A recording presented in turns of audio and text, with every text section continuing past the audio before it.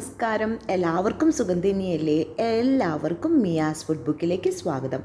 വീണ്ടും ഒരു lunch recipe ആയിട്ടാണ് ഇന്ന് വന്നിട്ടുള്ളത്. വേറെ ഒന്നുമല്ല, ബീഫ് ബിരിയാണിയാണ്. അപ്പോൾ വറുത്ത ബീഫ് ബിരിയാണിയാണ്. അപ്പോൾ ഒരു പ്രത്യേക ടേസ്റ്റാണ്. അപ്പോൾ നിങ്ങൾ ഇതിനു മുന്നേ ഇതുപോലെ ബീഫ് ബിരിയാണി ട്രൈ ചെയ്തിട്ടുണ്ടോ എന്ന് എനിക്കറിയില്ല. എന്തായാലും ഈ ഒരു ടൈപ്പിലൊന്ന് ട്രൈ ചെയ്ത് നോക്ക്. സൂപ്പർ ടേസ്റ്റാണ്, ഞാൻ ഗ്യാരണ്ടിയാണ്. അപ്പോൾ വീഡിയോ ഫുള്ളായി കണ്ടതിന് ശേഷം നിങ്ങൾക്ക് വീഡിയോ ഇഷ്ടപ്പെടുകയാണെങ്കിൽ നിങ്ങളുടെ ഫാമിലിക്കും ഫ്രണ്ട്സിനും ഷെയർ ചെയ്ത് കൊടുക്കാൻ മറക്കരുത്. അപ്പോൾ ഗസ്റ്റ് വരുമ്പോഴും ഈ വലിയ പെരുന്നാളിനൊക്കെ ട്രൈ ചെയ്തെടുക്കാൻ പറ്റുന്ന ഒരു അടിപൊളി റെസിപ്പിയും കൂടിയാണ്. അപ്പോൾ നമുക്ക് എങ്ങനെയാണ് ഈ ബീഫ് ബിരിയാണി ഉണ്ടാക്കിയെന്ന് നോക്കിയാൽ ആദ്യം തന്നെ ഒരു അരപ്പ് തയ്യാറാക്കിയെടുക്കണം. അപ്പോൾ ഒരു മിക്സിയുടെ ജാർ എടുത്തിട്ട് അതിലേക്ക് തൊലി കളഞ്ഞ 5 വെളുത്തുള്ളിയാണ്, വലിയ വെളുത്തുള്ളിയാണ്, ഒരു മീഡിയം സൈസുള്ള ഒരു ഇഞ്ചിയുടെ കഷ്ണം, ഒരു 1/4 ഭാഗം സവോള ചെറുതാക്കി കട്ട് ചെയ്തതും, പെരിഞ്ചീരകം ഒരു 1/2 ടീസ്പൂൺ, അതുപോലെ തന്നെ കുരുമുളക് ഒരു 1/2 ടീസ്പൂൺ, കറിയാമ്പൂ 2 പീസ്, മസാല സ്റ്റാറിൻ്റെ 2 പീസ്, ഒരു ഏലക്കായ, ഒരു കഷ്ണം പട്ട, ജാതിപത്രിക ഒരു ജാതിപത്രിക, അതുപോലെ തന്നെ കറിവേപ്പില ഒരു പിടി, മല്ലിയില ഒരു പിടിയും ചേർത്ത് കൊടുക്കുന്നുണ്ട്. ഇതുപോലെ തന്നെ ഇതിലേക്ക് ആവശ്യത്തിനുള്ള ഉപ്പും പൊടി ഒരു 1/4 ടീസ്പൂണിനെക്കാട്ടും കുറച്ച് കൂടുതൽ തന്നെ ഉപ്പും പൊടി ചേർത്ത് കൊടുക്കുന്നുണ്ട്. ഒരു 1/4 ടീസ്പൂണിൻ്റെ പകുതി മഞ്ഞൾപ്പൊടിയും കൂടിയും ചേർത്തിട്ട് മിക്സിയിൽ അടിച്ചെടുക്കാം. ഒരു കുക്കർ എടുത്തിട്ട് അതിലേക്ക് ബീഫ്, ഒരു 450 ഗ്രാം ബീഫാണ്, അത് നന്നായിട്ട് കഴുകി സ്റ്റെയിൻ ചെയ്തതാണ്, നീളത്തിലാണ് കട്ട് ചെയ്തെടുത്തിട്ടുള്ളത്. അതുപോലെ കട്ട് ചെയ്തെടുത്തിട്ടുള്ള ബീഫ് ഈ കുക്കറിലേക്ക് ഇട്ട് കൊടുക്കാം. അതിനുശേഷം നമ്മൾ അരച്ചെടുത്തിട്ടുള്ള മസാലയിൽ നിന്ന് ഒരു 1/4 ഭാഗം ഇതിലേക്ക് ചേർത്ത് കൊടുക്കാം. ഒരു ടേബിൾ സ്പൂണിൻ്റെ അടുത്ത് നമുക്ക് നീക്കി വെക്കാം. ബാക്കിയുള്ളത് ഫുള്ളായിട്ട് ഇതിലേക്ക് ചേർത്ത് കൊടുത്താൽ മതി. മസാല നന്നായിട്ട് ബീഫിലേക്ക് കൈവച്ചിട്ടൊന്ന് മിക്സ് ചെയ്ത് കൊടുത്തിട്ടുണ്ട്. ഇനി കുക്കറിൽ നമുക്ക് സ്റ്റീം ചെയ്യാൻ വേണ്ടിയിട്ട് വെക്കാം. അപ്പോൾ ഒരു 3-4 വിസിലൊരു മീഡിയം ഫ്ലെയിമിൽ വെച്ചിട്ടുണ്ടെങ്കിൽ ബീഫ് റെഡിയായി കിട്ടും. ബിരിയാണി ഉണ്ടാക്കിയെടുക്കാൻ വേണ്ടിയിട്ട് ഇപ്രാവശ്യം ജീരകശാല റൈസാണ്. അപ്പോൾ ഈ ഒരു ഗ്ലാസ് കൊണ്ട് 3 ഗ്ലാസ് റൈസാണ് എടുത്തിട്ടുള്ളത്. അത് നന്നായിട്ടൊന്ന് കഴുകിയെടുത്തതിന് ശേഷം വെള്ളത്തിൽ ഒരു അരമണിക്കൂർ കുതിർത്താൻ വേണ്ടി വെക്കുന്നുണ്ട്. 20 മിനിറ്റ് മുതൽ അരമണിക്കൂർ മതി. അതിനുശേഷം നമുക്കൊന്ന് സ്റ്റെയിൻ ചെയ്തിട്ട് നീക്കി വെക്കാം. ഒരു പാനിലേക്ക് ഒരു 4 ടേബിൾ സ്പൂൺ വെജിറ്റബിൾ ഓയിൽ ഒഴിച്ചു കൊടുക്കുന്നുണ്ട്. അതിലേക്ക് ഒരു വലിയ സവോളയാണ് എടുത്തിട്ടുള്ളത്. അപ്പോൾ നീളത്തിൽ കട്ട് ചെയ്ത് കൊടുത്തിട്ടുണ്ട്, കനം കുറച്ചിട്ട്. അത് ഇതിലേക്ക് ഒന്ന് കൈ കൊണ്ടൊന്ന് അടർത്തിയിട്ട് ഇട്ട് കൊടുത്തതിന് ശേഷം ഒരു 1/4 ടീസ്പൂണിൻ്റെ പകുതി ഉപ്പും അതുപോലെ തന്നെ ഒരു 1/4 ടീസ്പൂൺ ഷുഗറും കൂടി ചേർത്ത് കൊടുത്തതിന് ശേഷം ഒരു കയ്യിൽ വെച്ച് ഇളക്കിയിട്ട് ഇതൊന്ന് ഫ്രൈ ചെയ്തിട്ട് നമുക്ക് നീക്കി വെക്കാം. ബീഫ് 95% കുക്കായി വന്നിട്ടുണ്ട്. സ്റ്റെയിൻ ചെയ്തിട്ട് വെക്കാം. ഈ ഓയിലിലേക്ക് ഒരു പിടി കിസ്മിസ് എടുത്തതിന് ശേഷം ഒന്ന് ഫ്രൈ ചെയ്തെടുക്കുന്നുണ്ട്. അതിൻ്റെ കൂടെ തന്നെ കാഷ്നട്ട് വേണമെന്നുണ്ടെങ്കിൽ അതും കൂടി ആഡ് ചെയ്തിട്ട് ഫ്രൈ ചെയ്തിട്ട് നീക്കി വെക്കാം.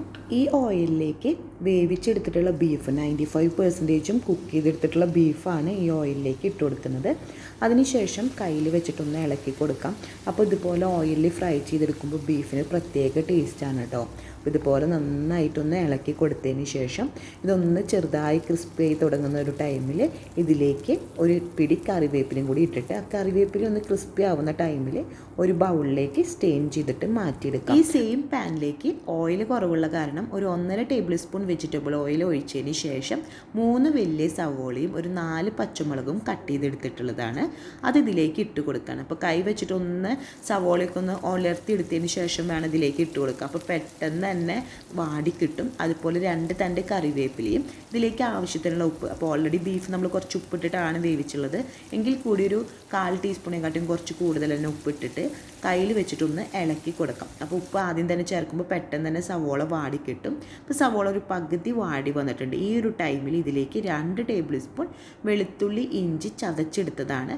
അത് ഈ ഒരു ടൈമിൽ ചേർത്ത് കൊടുത്താൽ മതി. നമ്മൾ ചതച്ചെടുത്ത കാരണം തന്നെ സവോള ബാക്കി വാടി വരുന്ന ടൈമിൽ തന്നെ വെളുത്തുള്ളി ഇഞ്ചിയൊക്കെ നന്നായി വാടി വരും. അപ്പോൾ നമ്മുടെ സവോളയും വെളുത്തുള്ളി ഇഞ്ചിയൊക്കെ നന്നായിട്ട് വാടി വന്നിട്ടുണ്ട്. ഇതിലേക്ക് ഒരു 2 തക്കാളിയാണ് ഞാൻ ചേർത്ത് കൊടുക്കുന്നത്. വലിയ തക്കാളി തന്നെയാണ്.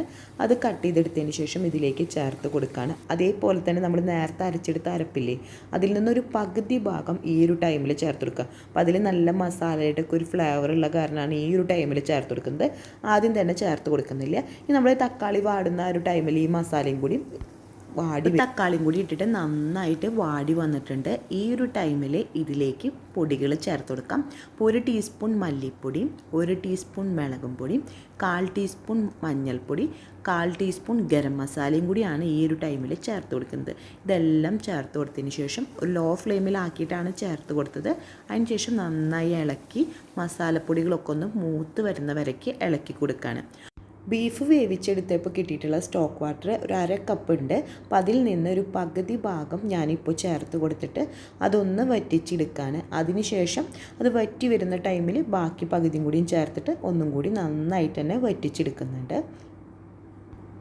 മസാലയും സ്റ്റോക്ക് വാട്ടറും ഒക്കെ നന്നായിട്ട് യോജിച്ച് വന്ന ഈ ഒരു ടൈമിൽ ഫ്രൈ ചെയ്തെടുത്തിട്ടുള്ള ബീഫ് ഇതിലേക്ക് ചേർത്ത് കൊടുക്കണം. അപ്പോൾ ആ കറിവേപ്പില അടക്കമാണ് ചേർത്ത് കൊടുക്കുന്നത്.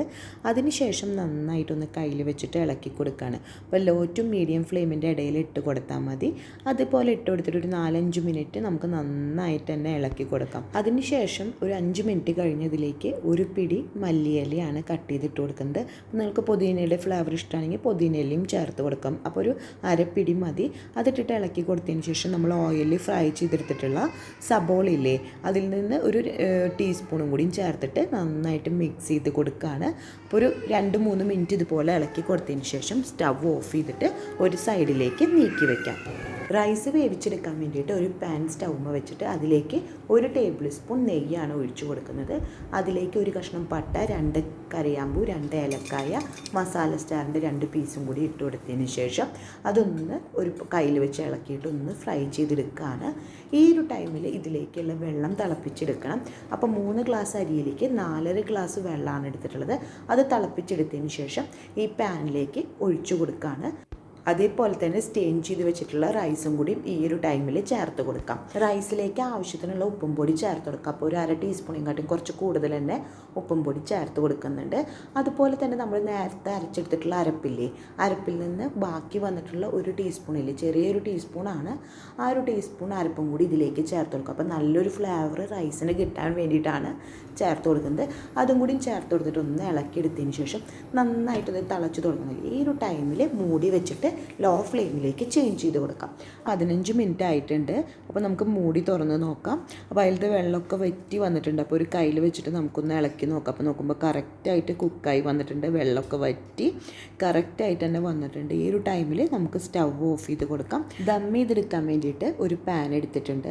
അപ്പോൾ അതിലേക്ക് ആദ്യം തന്നെ 1 ടീസ്പൂൺ നെയ്യ് ഒഴിച്ചു കൊടുത്തതിന് ശേഷം അതെല്ലാം സൈഡിലേക്ക് ആക്കി കൊടുക്കുകയാണ്. പാൻ ഒന്ന് ചൂടായി വന്നതിന് ശേഷം സ്റ്റവ് ഓഫ് ചെയ്തെടുത്തതിന് ശേഷമാണ് ഇതിലേക്ക് റൈസ് ചേർത്ത് കൊടുക്കുന്നത്. അപ്പോൾ ആദ്യം തന്നെ ഒരു പകുതി ലെവൽ റൈസ് ഇട്ട് കൊടുത്തതിന് ശേഷം അത് ആ കയ്യിൽ വെച്ചിട്ട് തന്നെ ഒന്ന് പ്രസ് ചെയ്ത് കൊടുക്കുകയാണ്. ഇതിലേക്ക് ഒരു 1/4 ടീസ്പൂൺ മഞ്ഞൾപ്പൊടിയിൽ ഒരു 2 ടേബിൾ സ്പൂൺ പാൽ ഒഴിച്ചതിന് ശേഷം ഇതിലേക്ക് 1 ടീസ്പൂൺ പാൽ ഒന്ന് എല്ലാ സൈഡിലേക്കും സ്പ്രെഡ് ചെയ്ത് കൊടുത്തിട്ട് ഇതിലേക്ക് നമ്മൾ വറുത്തെടുത്തിട്ടുള്ള സവോളയും കിസ്മിസും ചേർത്ത് കൊടുക്കുന്നുണ്ട്. അതുപോലെ തന്നെ നെയ്യ് ഒരു ടേബിൾ സ്പൂൺ ചേർത്ത് കൊടുക്കുന്നുണ്ട്. ഇതിൻ്റെ മുകളിലേക്ക് നമ്മൾ റെഡിയാക്കി എടുത്തിട്ടുള്ള ബീഫ് മസാല ചേർത്ത് കൊടുക്കുകയാണ്. അപ്പോൾ അത് ഫുള്ളായിട്ട് ചേർത്ത് കൊടുത്തതിന് ശേഷം എല്ലാ സൈഡിലേക്കും ഈക്വലാക്കിയിട്ട് കയ്യിൽ വെച്ചിട്ടൊന്ന് പ്രസ് ചെയ്ത് കൊടുത്തിട്ട് ഇതിൻ്റെ മുകളിലേക്ക് ബാക്കിയുള്ള റൈസ് ഫുള്ളായിട്ട് ചേർത്ത് കൊടുത്തതിന് ശേഷം കയ്യിൽ വെച്ചിട്ടൊന്ന് പ്രസ് ചെയ്ത് കൊടുക്കുകയാണ്. അതിൻ്റെ മുകളിലേക്ക് നമ്മൾ മിൽക്കും അതുപോലെ തന്നെ മഞ്ഞൾപ്പൊടിയും കൂടി മിക്സ് ചെയ്ത് വെച്ചിട്ടുള്ള മിക്സ് ചേർത്ത് കൊടുക്കുകയാണ്. ഇതിൻ്റെ മുകളിലേക്ക് 1 ടേബിൾ സ്പൂൺ നെയ്യ് ചേർത്ത് കൊടുക്കുന്നുണ്ട്. നമ്മൾ വറുത്തെടുത്തിട്ടുള്ള സവോളയും കിസ്മിസും ചേർത്ത് കൊടുക്കുന്നുണ്ട്. അതുപോലെ തന്നെ മല്ലിയില ഒരു ടേബിൾ സ്പൂൺ തന്നെ ചേർത്ത് കൊടുക്കുന്നുള്ളൂ കട്ട് ചെയ്തിട്ട്. അതിൻ്റെ മുകളിലേക്ക് കുറച്ചും കൂടി നെയ്യ് ഒരു 1/2 ടേബിൾ സ്പൂൺ കൂടി ചേർത്ത് കൊടുത്തതിന് ശേഷം ഇത് നമുക്ക് ദം ചെയ്യാൻ വേണ്ടിയിട്ട് ഇതിൻ്റെ മുകളിലേക്ക് ഫോയിൽ പേപ്പർ വെച്ചിട്ടൊന്ന് കവർ ചെയ്ത് കൊടുക്കുകയാണ്. നന്നായിട്ട് എയർ ടൈറ്റ് ആയിട്ട് ഇരിക്കാൻ വേണ്ടിയിട്ടാണ് കേട്ടോ ഫോയിൽ പേപ്പർ വെക്കുന്നത്. ഇതിൻ്റെ മുകളിലേക്ക് ഒരു പ്ലേറ്റ് വെച്ച് കൊടുത്തിട്ട് ഇതിൻ്റെ മുകളിലേക്ക് ഞാൻ വെയിറ്റ് വെച്ച് കൊടുക്കുകയാണ്. അപ്പോൾ അതിനൊരു മൂടി വെച്ച് കൊടുക്കാമെന്നാണ് ഉദ്ദേശം. അപ്പോൾ ഇതിന് കറക്റ്റ് മൂടിയായിട്ട് ഞാൻ ഒരു പ്ലേറ്റാണ് വെച്ചിട്ടുള്ളത്. ഇതിൻ്റെ മുകളിലേക്ക് വെയിറ്റ് വെച്ച് കൊടുക്കുകയാണ്. എന്നിട്ട് ലോ ഫ്ലെയിമിൽ ഒരു 10 to 15 മിനിറ്റ് വെച്ച് കൊടുക്കുന്നുണ്ട്. അതിനുശേഷം ഒരു 15 മിനിറ്റ് റെസ്റ്റ് ചെയ്തതിന് ശേഷമാണ് ഓപ്പൺ ചെയ്തെടുക്കുന്നത്.